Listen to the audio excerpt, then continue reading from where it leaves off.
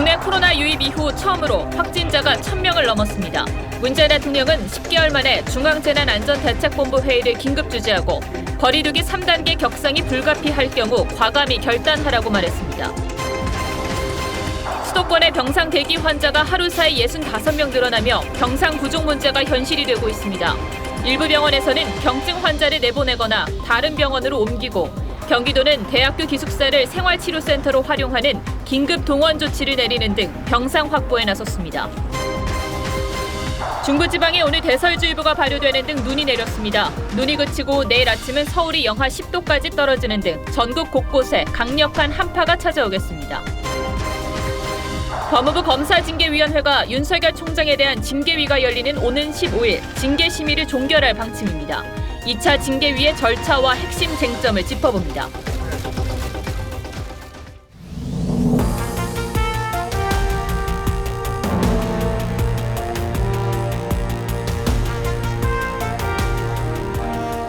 여러분 안녕하십니까? 박정훈입니다. 중국 우한에서 코로나19가 발생한 지 꼭 1년 만에 우리나라 하루 확진자가 1,000명을 넘었습니다. 이런 추세라면 하루 확진자가 2,000명 되는 게 시간 문제고 머지않아 시설과 인력 부족으로 의료 체계가 무너질 거란 경고가 나오고 있습니다. 당장 내일 코로나에 걸려도 제대로 치료받을 수 있다는 확신이 없을 정도로 상황이 정말 심각해지는 겁니다. 문재인 대통령은 중앙대책본부 회의를 직접 주재하고 국민들에게 만남과 활동을 멈춰달라고 호소했습니다.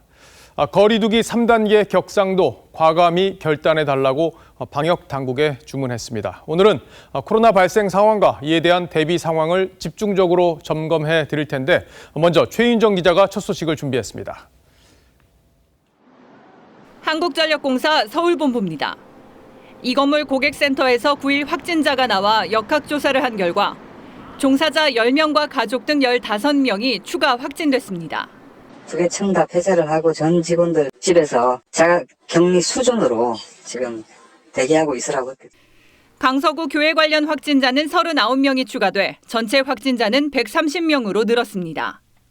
또 대구 달성군과 충남 당진, 충북 제천 등에서도 교회 관련 집단 감염이 잇따랐습니다.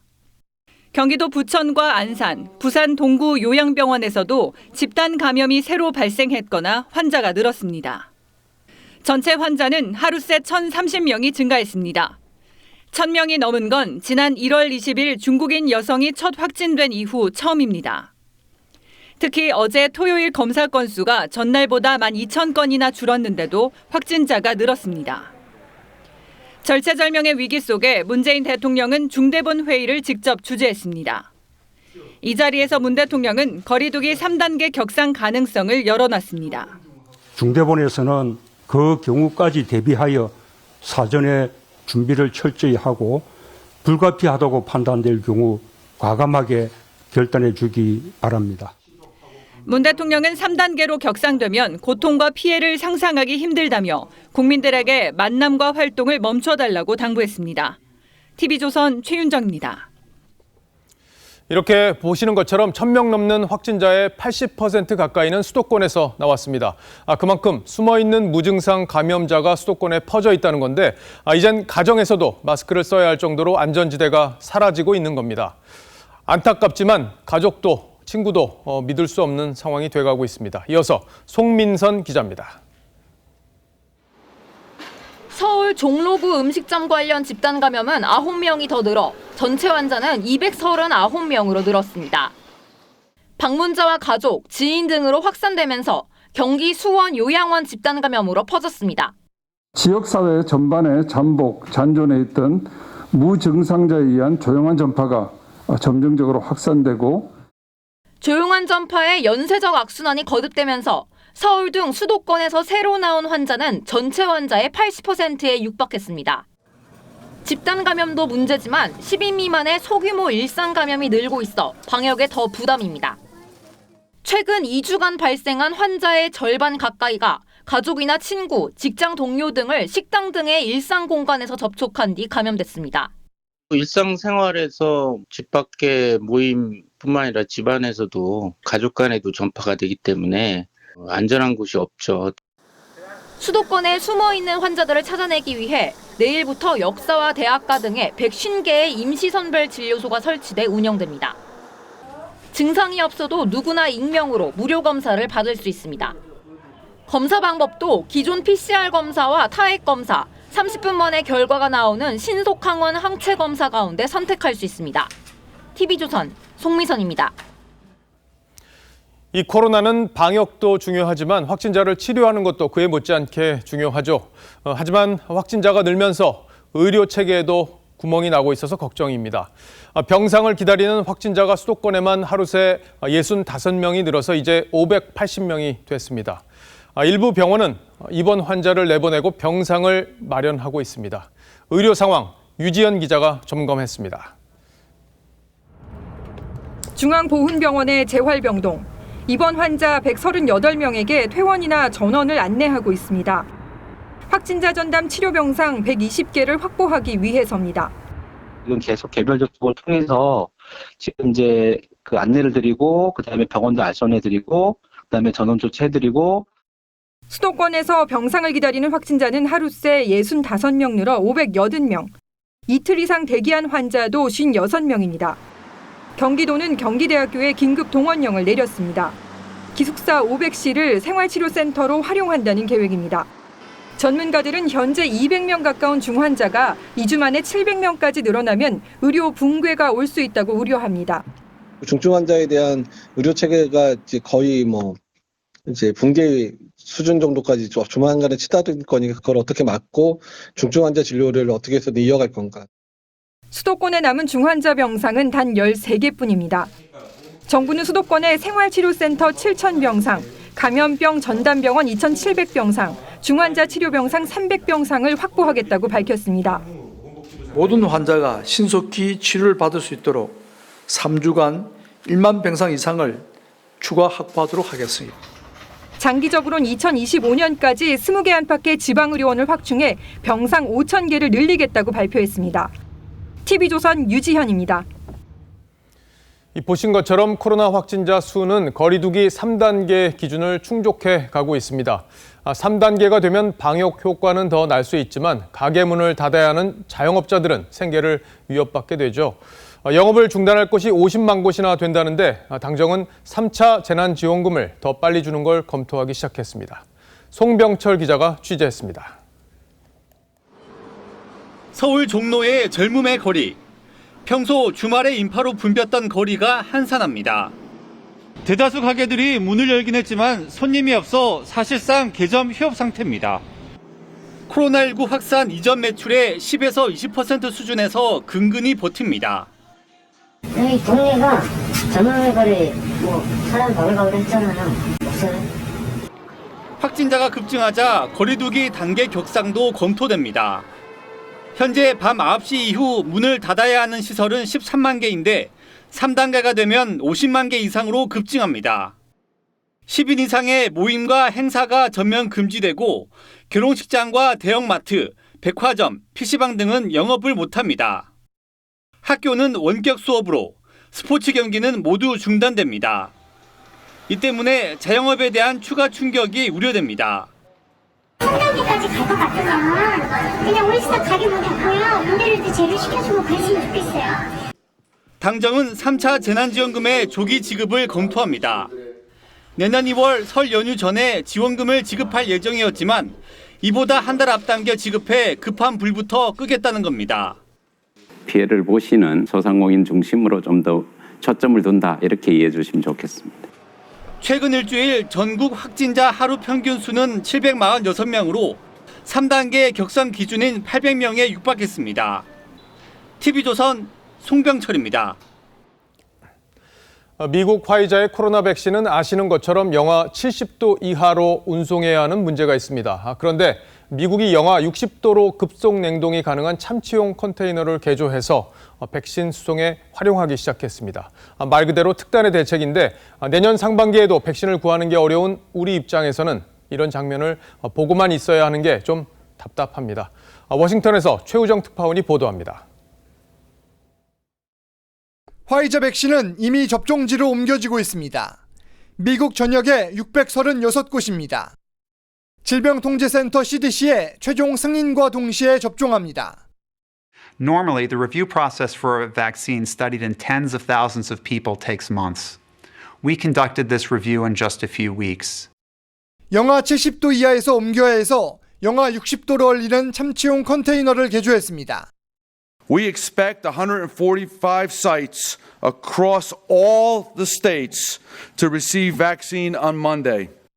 병원 아닌 곳에서도 접종합니다. 대형마트도 접종지 중 한 곳입니다. 접근성이 좋기 때문입니다.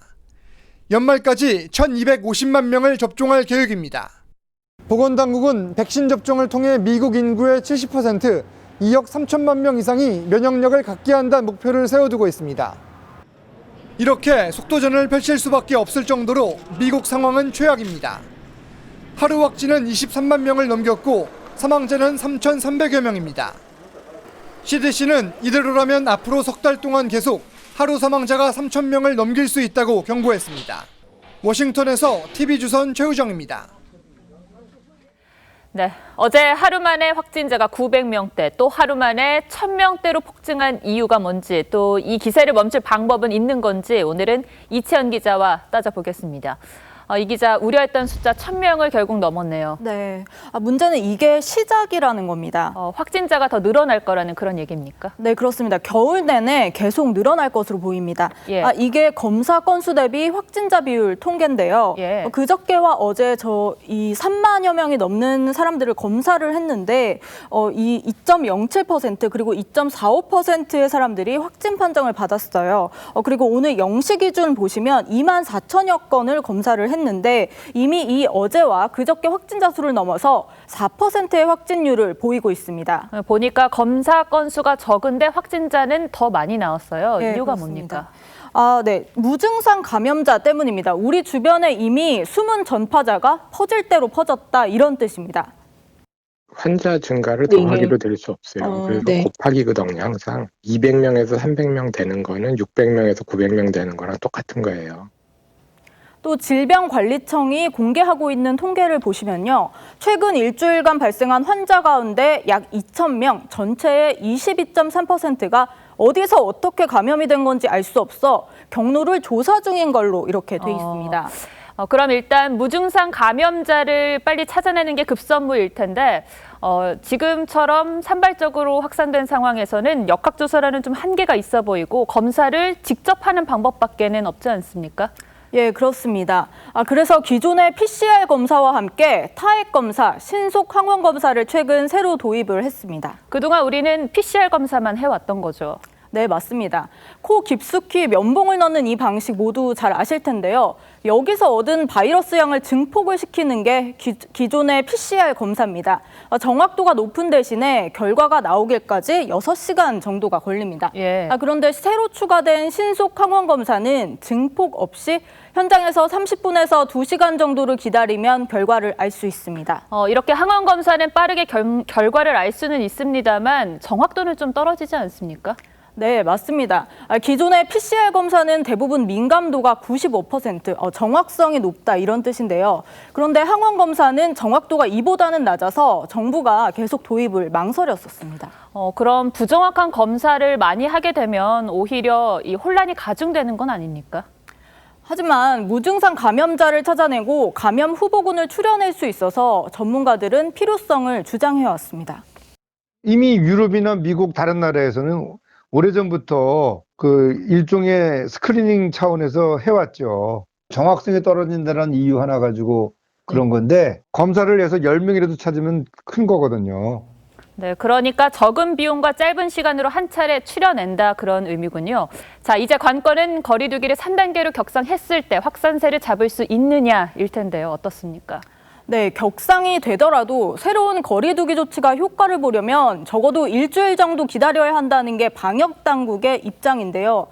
그런데 한국도로공사 자료를 보시면 수도권 사회적 거리 두기가 2단계로 올라갔을 당시 교통량이 그 전주 대비 2.8%포인트만 줄어들었고요. 예. 지난 8일 2.5단계로 격상된 이후에서야 25%포인트가 줄었습니다. 전문가들은 효과를 보게 되는 역치, 기준선이 높아졌다 이렇게 보고 있습니다. 강력하게 올렸다가 점진적으로 낮추는 방식으로 해야지 효과가 나타나는데 오히려 찔끔찔끔 올리다 보니까 경각심은 경각심대로 못 주고 사회적 거리두기 효과 자체도 미미하게 되는 상황이 만들어진 거죠. 점잖게 해서는 방법을 만들 수 없어요. 결국 심리 방역이 무너진 게 커 보이네요. 자, 이채한 기자 오늘 잘 들었습니다.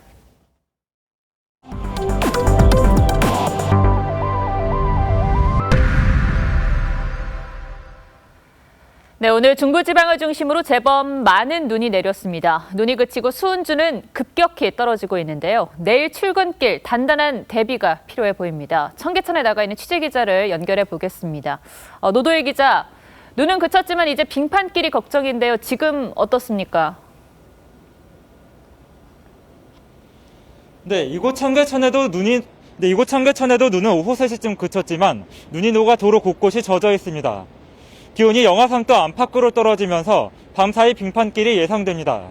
오늘 서울에만 눈이 최대 3.2cm까지 내렸고 경기도 가평군에 6.3cm의 눈이 쌓이는 등 중부지방에도 꽤 많은 눈이 내렸습니다. 강원도 정선 11cm를 비롯해 충북 제천군 10.7cm, 경북 봉화군 석포면엔 15.7cm까지 눈이 쌓였습니다. 기상청은 모레까지 제주도와 울릉도, 전라도 일부 지역에 최대 20cm의 눈이 쌓일 것으로 예보했습니다. 눈과 함께 한파도 예상됩니다. 북서쪽에서 찬 공기가 들어오면서 내일 아침 기온은 오늘보다 5에서 10도 더 떨어질 전망입니다. 서울 아침 최저 기온은 영하 10도, 춘천 영하 12도 등 전국 대부분 지역에서 영하 5도 이하로 떨어질 것으로 예상됐습니다. 강한 바람으로 체감 온도는 더욱 떨어질 것으로 보입니다. 중부 일부 지역엔 최저 기온이 영하 12도 이하로 떨어져 한파특보가 발효될 가능성도 있습니다. 기상청은 오늘 내린 눈과 비가 한파에 얼어 빙판길이 예상된다며 안전운전을 당부했습니다. 지금까지 청계천에서 TV조선 노도일입니다. 네, 12년 만에 세상 밖으로 나온 조두순은 오늘 집 안에만 조용히 머문 것으로 보입니다. 하지만 그의 집 밖은 시끄러웠는데요. 몰려든 개인 방송 진행자들이 소란을 피워 밤새 경찰에 주민 신고만 70건 넘게 들어왔다고 합니다. 안 그래도 불안한 주민들은 불편까지 호소하고 있습니다. 장용욱 기자가 보도합니다. 골목길 입구를 경찰 10여 명이 막아서고 있습니다. 골목 안으로 들어가려는 사람은 주민임을 증명하는 신분증을 제시해야만 들어갈 수 있습니다. 조두순 집 앞으로 몰려든 개인 방송 BJ 등 수십 명이 밤새 소란을 피우자 경찰이 출입을 통제하는 겁니다. 주민 불편이 그게 첫 번째고 제일 중요하고요. 두 번째는 코로나. 어제부터 강하게 처벌하고 있거든요. 밤새 경찰에 접수된 주민 불편 신고는 70건이 넘었습니다. 유튜버들 간의 폭행 사건을 비롯해 가스관을 통해 조두순 집에 몰래 침입하려던 10대가 체포됐고 경찰 폭행 등 공무집행 방해도 2건 발생했습니다. 어제 출소한 조두순은 오늘도 하루 종일 집에 머물며 두문분출하는 것으로 알려졌습니다. 경찰과 법무부, 안산시는 CCTV와 재택 감시장치 등을 통해 조두순의 일거수 일투족을 24시간 밀착 감시하며 긴장을 늦추지 않고 있습니다. 주거지 밖으로 나왔을 때는 청경들은 따라가는 거죠. 한편 어제부터 성범죄자 알림 사이트에 조두순의 얼굴과 주소지가 공개됐지만 이 정보를 무단으로 유포할 경우 징역 5년 이하, 벌금 5천만 원 이하의 처벌을 받을 수 있습니다. TV조선 장용욱입니다. 네, 윤석열 검찰총장에 대한 두 번째 징계위원회 심사가 이제 이틀 앞으로 다가왔습니다. 청와대는 이번 징계에 대해 절차적 정당성을 강조했지만 윤 총장 측은 징계위 구성에서부터 문제가 있다는 입장이죠. 윤 총장의 변호인은 오늘 바로 이 검사징계법 4조 2항을 들어서 위법한 절차라고 주장했습니다. 위원회는 위원장 1명을 포함해서 7명의 위원으로 구성하고 예비위원 3명을 둔다 이렇게 돼 있는데 현재 위원은 6명이고 예비위원도 없는 게 위법이라는 주장입니다. 하지만 징계위 측은 문제될 게 없다는 입장입니다. 그러면서 15일에는 징계 절차를 끝내겠다 이렇게 윤 총장에게 통보했습니다. 이건 또 어떤 의미가 있는 건지 정준영 기자가 설명하겠습니다. 정한중 법무부 검사징계위원장 직무대행도 피청구인 절차를 잘 보장해야 강화권 지장이 없도록. 이용구 법무부 차관도 현직 검찰총장을 상대로 한 징계 절차에서 방어권 보장을 강조했지만 공정하고 투명하고 중립적으로 업무를 처리도 하도록 하겠습니다. 결과를 예단하지 마시고 지켜봐 주시기 바랍니다.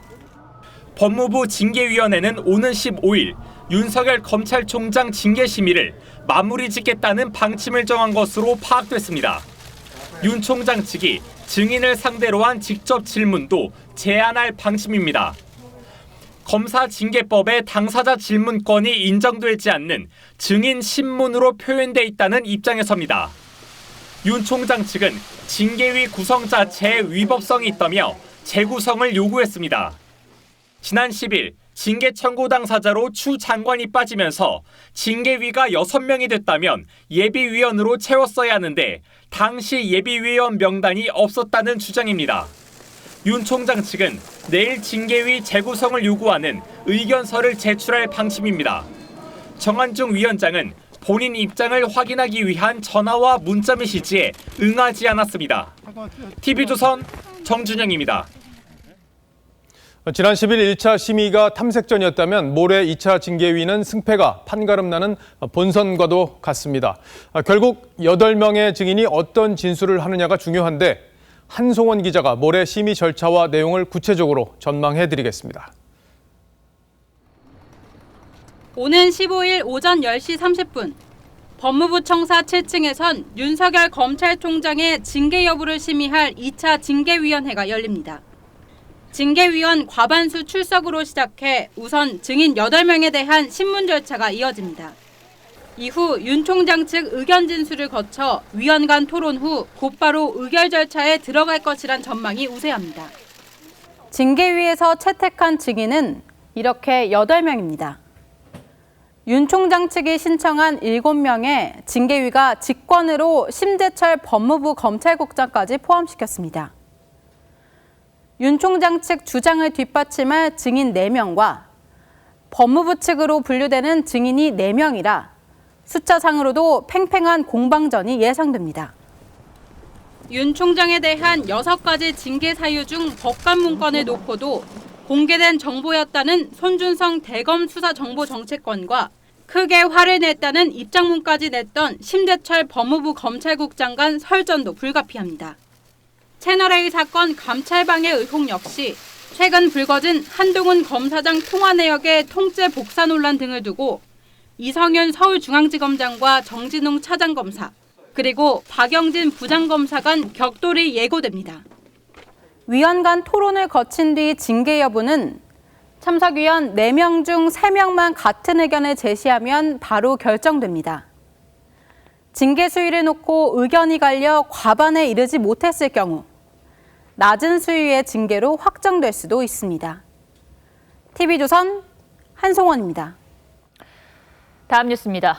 이른바 노도강으로 불리는 노원과 도봉, 강북 일대는 상대적으로 중저가 아파트가 많습니다.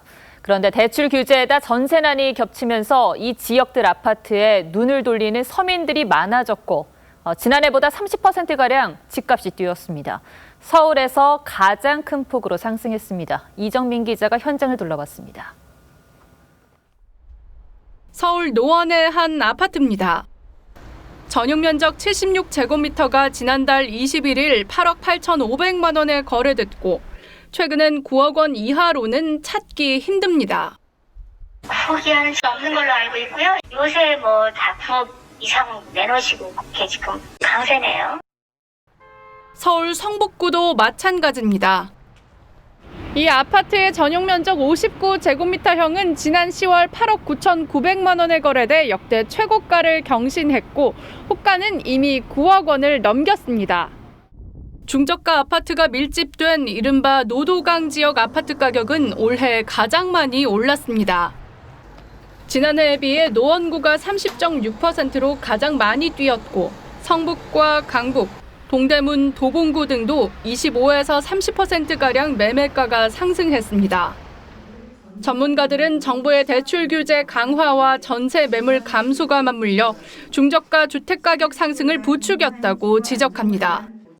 전세를 살던 사람들이 매매 가격도 올라가고 전세 가격도 상승하는 그 과정에 불안감을 느껴서 그나마 더 저렴한 주택 지역을 찾아서 매매에 나서면서 가격이 더 많이 오른 측면.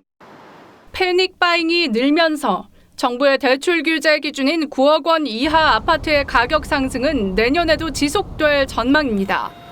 TV조선 이정민입니다. 고병원성 조류 인플루엔자 확진 농장이 늘고 있습니다. 오늘만 전남 영암과 경기 김포 등 농장 3곳이 확진 판정을 받아 17일 만에 13곳으로 늘었습니다. 지금까지 500만 마리에 육박하는 오리와 닭이 살처분되면서 농가 피해도 커지고 있습니다. 오선유 기자입니다. 전북의 한 오리 농장에서 방역 작업이 한창입니다.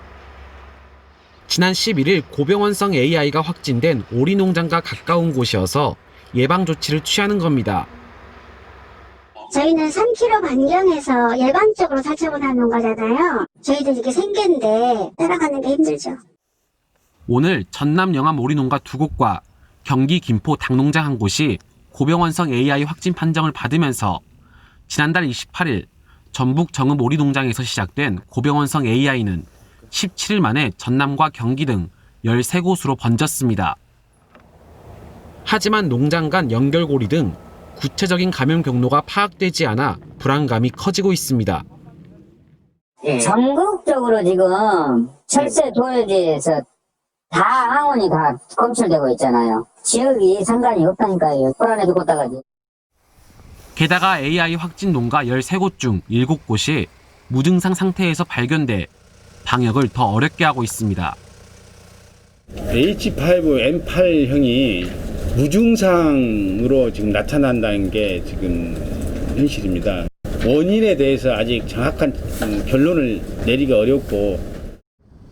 고병원성 AI 전국 확산으로 지금까지 500만 마리의 닭과 오리 등이 살처분되면서 농가 피해도 커지고 있습니다. TV조선 오순열입니다. 자동차 업체들이 차가 아닌 로봇으로 눈을 돌리고 있습니다. 총수가 사재를 털어 투자하기도 하는데 그만큼 로봇 산업의 성장 가능성을 높게 평가한다는 얘기겠죠. 그러나 이미 많은 IT 업체들의 눈이 쏠린 상태라 얼마나 더 고도화하고 구체화할지가 관건입니다. 김주영 기자입니다. 동물이 걷듯 4개의 긴 다리로 곳곳을 누비고 서로 힘을 합쳐 차를 끌고 가는 로봇. 사람을 대신해 심부름을 하기도 합니다.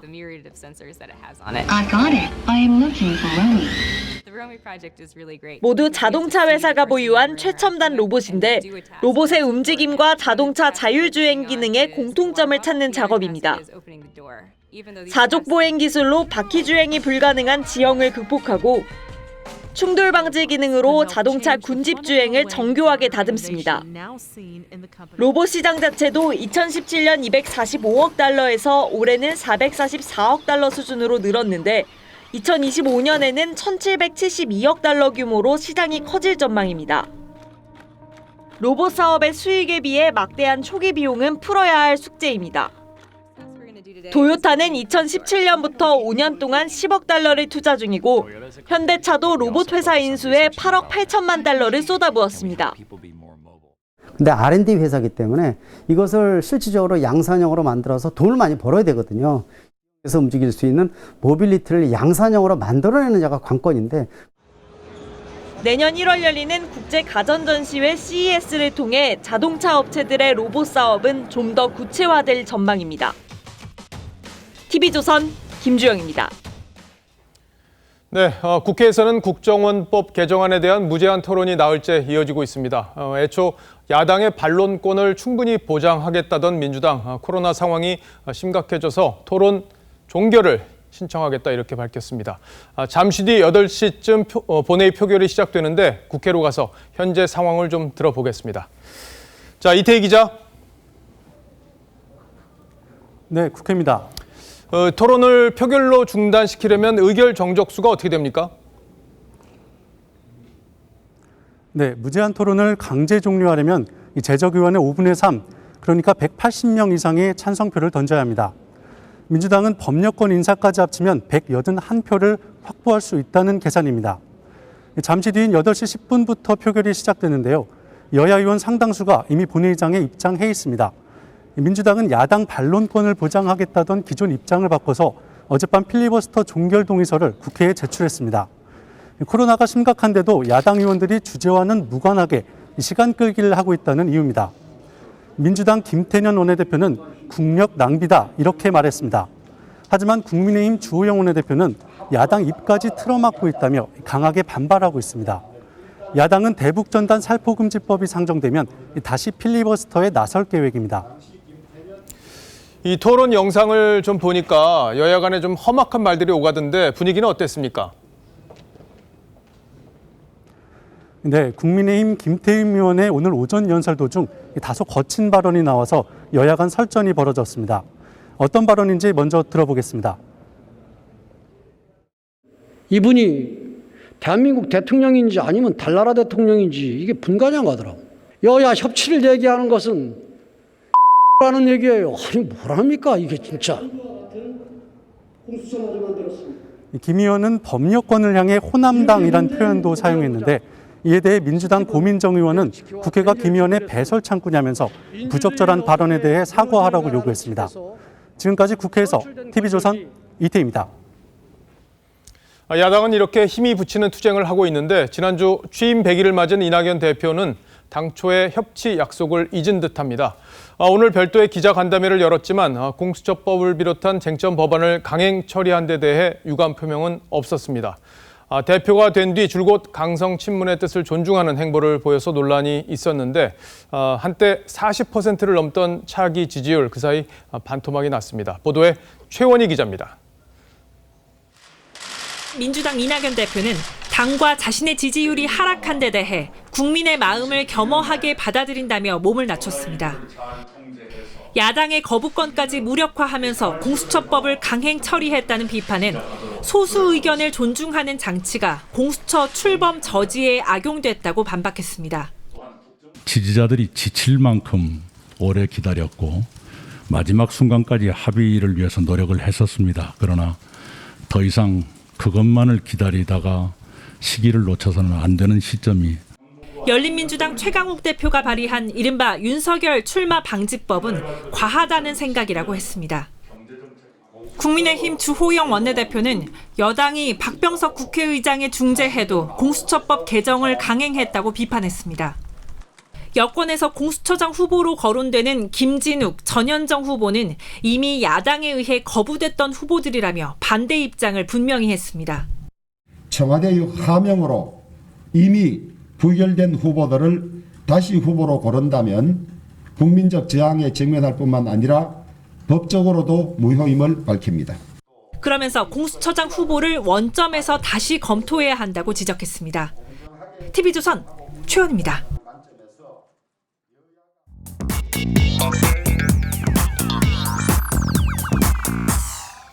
뉴스야 시작합니다. 정치부 서주민 기자 나와 있습니다. 첫 번째 물음표 보죠. 예, 첫 번째 물음표는 청와대 부동산은 건드리지 마로 하겠습니다. 예, 문재인 대통령이 그제 공공임대주택 13평짜리에 가서 이제 부부와 아이들 2명까지 살 수도 있겠다 이렇게 얘기를 해서 지금 논란이 커지고 있는데 청와대가 이 논란에 아주 강하게 대응하고 있어요. 그렇습니다. 이 논란은 문 대통령이 13평 임대 아파트를 둘러보면서 이 부부의 아이 둘, 그러니까 이 4인 가족도 살 수 있다라고 말하는 데서 시작이 됐습니다.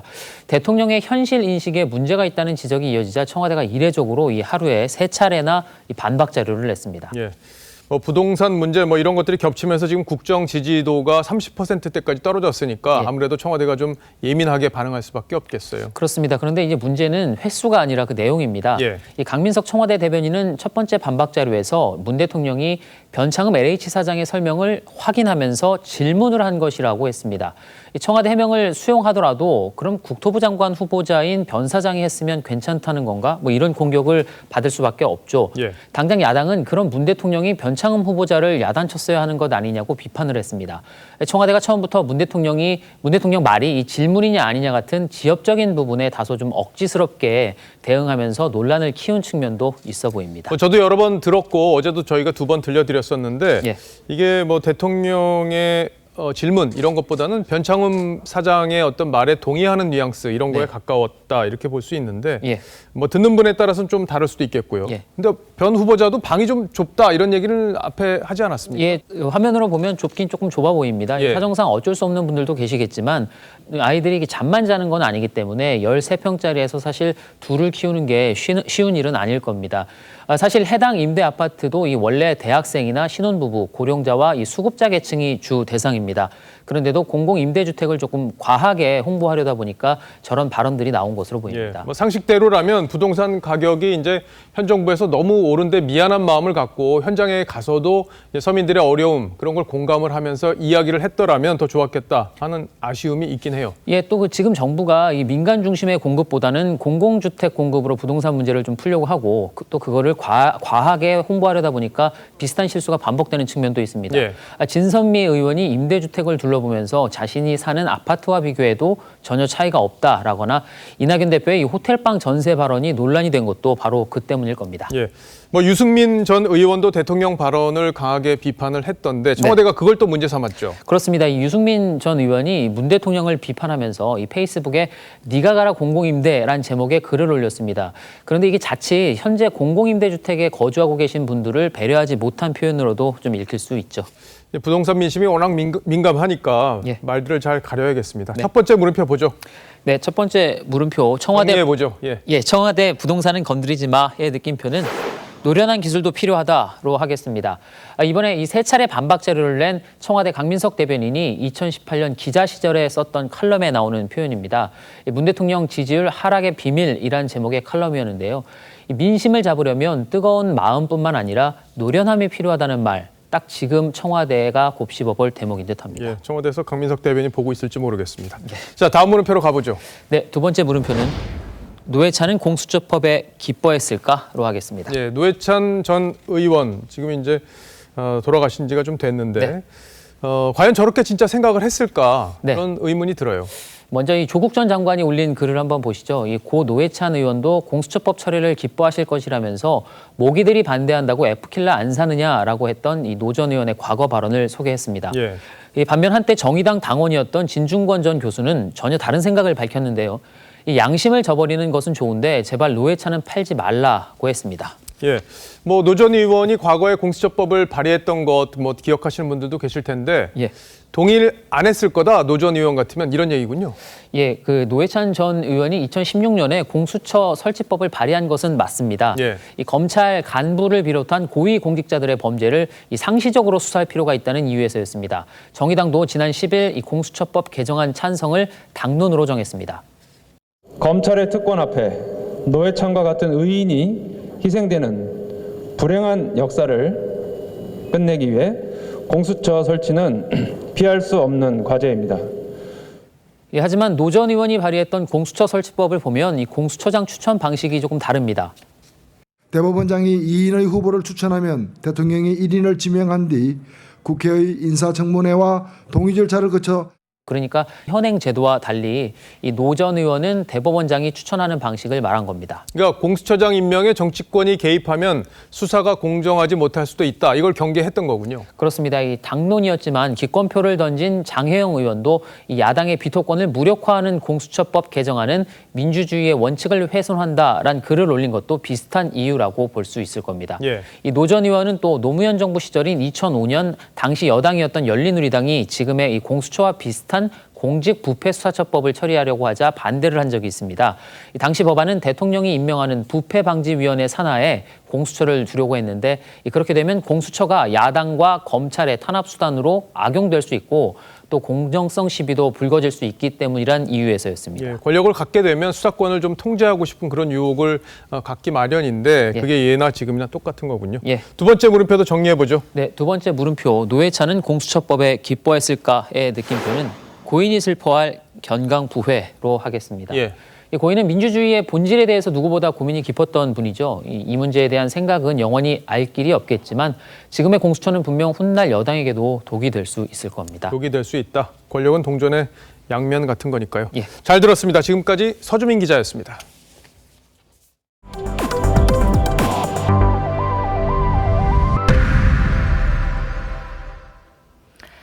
조 바이든 미국 대통령 당선인이 성탄절 전까지 첫 내각 구성을 마무리할 예정입니다. 최초라는 타이틀을 단 비백인 지명자들이 눈에 띄는데요. 바이든이 선거 전부터 예고했던 부분이기도 하죠. 다양성을 선택한 첫 내각에 오늘의 포커스를 맞췄습니다. 이민자의 나라, 미국. 바이든은 미국의 모습을 담겠다고 강조해 왔습니다. To represent and look like America. We've done that. Now that's what I want the administration to look like and act like. 인도계 흑인 여성 카멀라와 손잡았습니다. While I may be the first woman in this office, I will not be the last. 가장 다양하게 꾸리겠다는 말은 최초라는 기록으로 이어집니다. 첫 여성 재무장관과 국가정보국장, 첫 흑인 국방장관, 라틴계 국토안보장관과 보건장관이 임명됐고 중국과 담판을 지을 무역대표부 수장엔 중국계를 내세웠습니다. 30대 성소수자 부티지지 전 시장은 주중대사로 거론됩니다. 바이든의 무지갯빛 인사는 트럼프의 영향이 컸습니다. 트럼프는 장관 10명 중 8, 9을 백인 남성으로 채웠습니다. 친인척과 인맥을 대놓고 기용하고 비주류들을 대거 발탁한 뒤 예스맨이 아니면 해고했습니다. I'm sorry, you're fired. Get out of here. 바이든은 오바마 행정부의 인사들을 과감히 씁니다. 연륜과 경험을 중시했다는 평가입니다. I firmly believe better days are ahead. 다양성을 인정하고 이를 포용한 바이든의 첫 내각. 분열로 나뉘고 바이러스에 갇힌 미국을 구제할 수 있을까요? 뉴스7 포커스였습니다.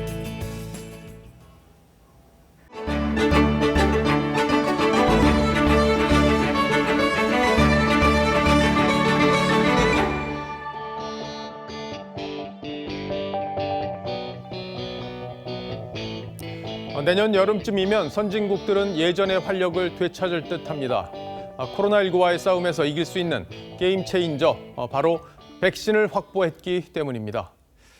닷새 전 영국은 세계 최초로 백신 접종을 시작했고 캐나다와 미국도 곧 접종을 시작한다고 합니다. Please go for it. That's what I say. You know, if I can do it, well, so can you. 30,000 doses are expected to arrive on Canadian soil in just a few days. The first vaccine will be administered in less than 24 hours. 선진국은 백신과 함께 서서히 코로나에서 탈출을 준비하고 있지만 K-방역을 자랑했던 한국에선 오히려 코로나 공포가 더 커지고 있습니다. 방역이 통제불능 상태로 가면서 곧 하루 2,000명 이상 확진자가 나올 거라고 전문가들은 경고하고 있습니다. 저희 모델에서는 이미 지난주부터 하루에 2,000명 이상 나오는 걸로 되어 있어요. 지금 다 못 찾고 있어서 그렇죠. 거리두기 고삐를 쥐었다 풀었다 반복하면서 방역 심리가 무너졌고 그 바람에 골목 상권까지 초토화됐습니다. 무엇보다 방역 당국이 위기를 경고하는 와중에도 문재인 대통령이 낙관론을 폈던 게 긴장을 늦추는 빌미가 됐다는 지적이 많습니다. 한계에 다다를 수 있는 위태로운 상황입니다. 언제 어디서든 감염이 되어도 이상하지 않는 긴 터널의 끝이 얼마 남지 않았습니다. K-방역의 우수성에 대해 국제사회는 한결같이 높게 평가하고 있습니다. 이번에 방역 완화 조치는 자신감에 근거한 것입니다. 탈진한 의료진과 지친 국민들까지 이제 희망은 백신밖에 없지만 정부가 계약했다는 아스트라제네카 백신은 내년 하반기에나 접종이 가능할 거라고 하니까 정말 막막합니다. 사실 그간 우리 방역에는 성과가 적지 않았습니다. 하지만 경기는 잘하고 골은 넣지 못하는 축구 경기처럼 K-방역은 뒤늦은 백신 대응으로 역전패할 처지에 몰리고 있습니다. 정부도 백신에 대해 할 말은 있는 모양입니다. 무작정 투자하기엔 한계가 있습니다. 안정성이 충분히 검증될 때까지 조금 여유 있게 천천히 대처하자는 것이. 하지만 선급금을 아끼고 여유를 부리다 서민과 중산층의 삶은 서서히 무너지고 있습니다. 백신 투자금을 아끼려다 더 큰 사회적, 경제적 비용을 치르고 있는 겁니다. 백신의 부작용이 일부 보고되는데도 올해 94신 영국의 엘리자베스 여왕은 순번에 따라 조만간 화이자 백신을 맞을 예정입니다. 영국은 미국보다 열흘 먼저 화이자 백신의 접종을 승인했습니다. 자국의 아스트라제네카사가 백신을 개발 중인데도 미국 화이자로부터 500만 명분을 먼저 확보한 겁니다. 영국과 대한민국 뭐가 달랐는지, 지금은 K방역 타령이 아니라 진지하게 잘못을 반성하고 대안을 찾아야 할 때입니다. 오늘 앵커가 고른 한마디는 역전된 K방역이었습니다.